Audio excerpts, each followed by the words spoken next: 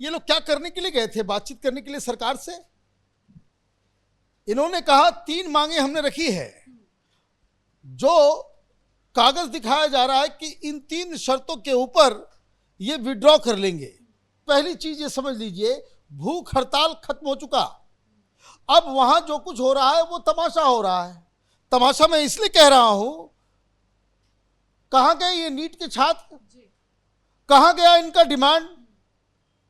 कैसे paper leak ना हो वो इस 3 डिमांड में है क्या? नहीं।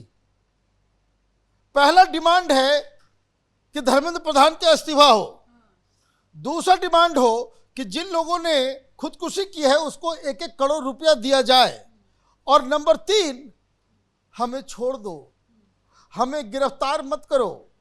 ये हमारे कोऑर्डिनेशन कमेटी, ये जो कॉकरोच पार्टी के लोग हैं, उनके खिलाफ जो एफआईआर हुआ है उसको जो है आप विड्रॉ कर लो।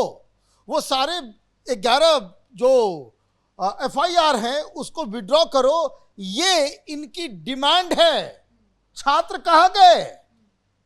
Where is the original issue जिसके लिए आप यहां पे आए थे? वो तो खत्म हो गया। ये सारे पॉलिटिकल डिमांड है। पहला डिमांड सरकार ने कहा भाई इसके ऊपर कोई हम बात नहीं मानेंगे। लेकिन ये लोग कह रहे हैं कि वो नॉन नेगोशिएबल है, इस्तीफा तो चाहिए ही। तो भाई नॉन निगोशिएबल नहीं है दुनिया में। बिना there is nothing non negotiable. जब इस तरह की चीजें होती है, आपने कहा कि नॉन निगोशिएबल है, लेकिन सरकार ने कहा कि हम इसके ऊपर कोई बातचीत नहीं करेंगे। इन्होंने ये भी बताया कि 2 चीज कंसीडर करेंगे, आपका डिमांड नंबर 2 और डिमांड नंबर 3। डिमांड नंबर 1 जो है कंपनसेशन का, तो कंपनसेशन की बात तो वांचुक साहब से भी जब भूख हड़ताल उन्होंने तोड़ा तो उनको कहा गया भाई कंपनसेशन देंगे। कंपनसेशन कितना होगा, किसको मिलेगा, क्या क्राइटेरिया होगा, इसका जो है एक रूपरेखा तैयार करके पैसे दे देंगे। लेकिन उससे क्या पेपर लीक खत्म हो जाएगा?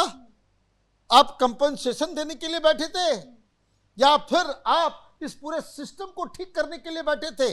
वेयर इज दैट डिमांड कि भाई आप जो है एक ऐसा सिस्टम बनाएंगे, कानून बनाएंगे कि जिससे पेपर लीक सिर्फ नीट ही नहीं, पूरे एग्जाम के सिस्टम में जिस चीज को लेकर के जो लंबी चौड़ी बातें लोग कर रहे थे कि भाई हम एजुकेशन की व्यवस्था में ही बदलाव करना, where is that demand has gone?